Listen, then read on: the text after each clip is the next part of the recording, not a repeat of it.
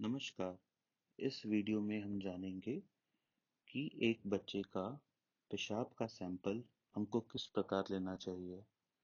ये जानना बहुत ज़रूरी है क्योंकि जिस विधि से आप पेशाब का सैंपल जमा करके अस्पताल में देंगे, उस पे बहुत निर्भर करता है कि उसके परिणाम कैसे आए। अगर पेशाब का सैंपल ठीक से नहीं इकट्ठा किया गया है, तो रिपोर्ट भी गलत आ सकती है, जिससे बच्चे के इलाज पर भी फर्क पड़ सकता है।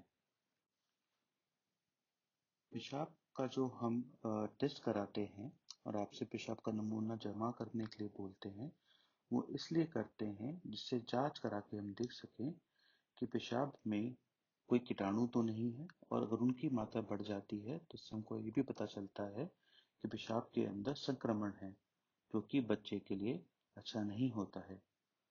जब हम पेशाब का सैंपल जमा कराते हैं तो ज्यादातर उनको दो जांचों के लिए भेजते हैं।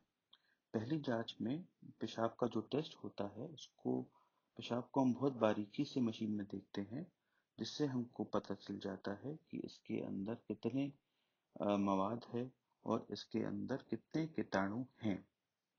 ये रिपोर्ट ज्यादातर उसी दिन या अगले दिन तक आ जाती है।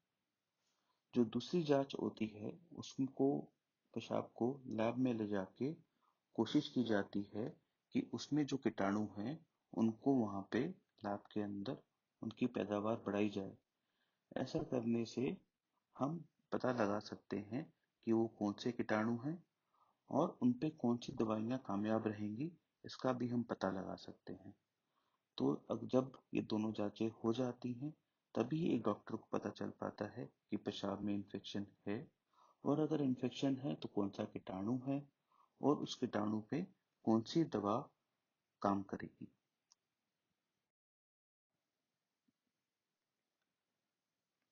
पेशाब का सैंपल लेते समय बहुत जरूरी है कि हम कोशिश करें कि इस पेशाब के सैंपल में कोई भी कीटाणु बाहर से ना आ पाए। अगर ऐसा होता है तो पेशाब के सैंपल का जांच करके उसकी सही रिपोर्ट देना बहुत कठिन हो जाता है। किस तरीके से हम कर सकते हैं कि बाहर के कीटाणु उसमें ना घुस पाए, तो उसके वो करने के लिए हम दो सावधानियां बरत सकते हैं। पहला है कि हमको जब बच्चा पेशाब करेगा तो सिर्फ बीच का पेशाब लेना है। तो जब भी बच्चा पेशाब करना शुरू करता है, शुरू में जो पेशाब निकलता है वो पेशाब के रास्ते की गंदगी को अपने साथ ले जाता है, और इसके बाद बीच वाला पेशाब थोड़ा साफ होता है। तो उस सब पेशाब को हम शीशी में लें। इसको हम बोलते हैं मिड स्ट्रीम सैंपल, मतलब धार के बीच का सैंपल लिया हमने। और दूसरा काम जो हमको देखना होता है कि सैंपल जो आए वो डायरेक्ट बच्चे के लिंग से शीशी पे आए। बीच में ऐसा ना हो कि वो बच्चे के टांग से रिसता हुआ या आपके हाथ पे लगता हुआ शीशी में घुस रहा है। ऐसा करने के बाद आप बिना पेशाब को हाथ लगाए शीशी बंद कर दें, और ये इस तरीके से सैंपल हमारा तैयार हो जाता है जमा करने के लिए लैब में। सैंपल जमा करने से पहले जरूरी है कि कुछ चीजें आप पहले से ही इंतजाम करके रख लें, जैसे साबुन, साफ कॉटन के छोटे छोटे टुकड़े, और यूरिन कलेक्ट करने के लिए एक बोतल। जैसे मैंने आपको बताया कि कीटाणु इस जगह पे नहीं आना चाहिए, तो जितने भी कीटाणु हैं जो कि हमारे शरीर पे होते हैं, हमको उनकी तादाद कम से कम कर देनी चाहिए, और उसको करने का सबसे अच्छा तरीका है सफाई। तो सैंपल लेने से पहले आपको अपने हाथ अच्छे से साबुन से साफ करने चाहिए। बच्चे का जो लोकल एरिया है जहाँ से वो पेशाब करता है, उसको भी साफ करना चाहिए। उस जगह आप कॉटन का टुकड़ा जो कि पानी में डूबा हो, वो इस्तेमाल कर सकते हैं। वेट वाइप्स भी कर सकते हैं। साबुन कुछ लोग साबुन से भी करते हैं, लेकिन कुछ बच्चों में साबुन के कारण थोड़ी जलन हो सकती है, तो इसका अगर प्रयोग करना है तो सोच समझ के करें।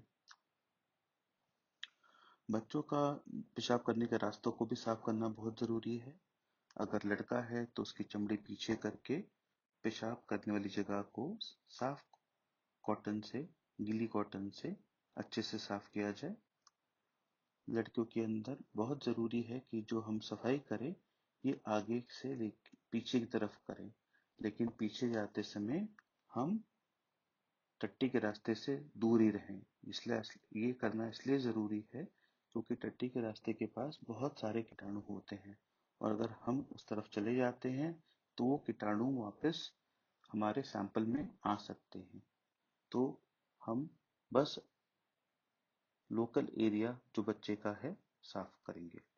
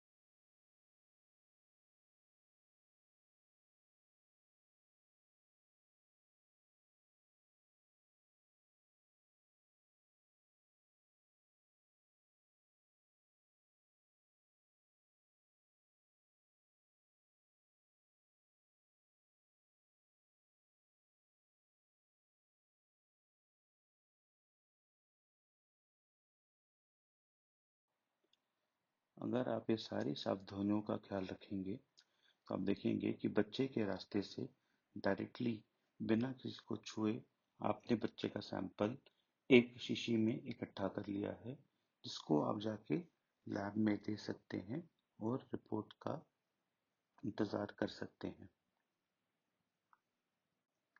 धन्यवाद। उम्मीद है इस वीडियो के बाद आपको यूरिन का सैंपल इकट्ठा करने में थोड़ी जानकारी मिली होगी।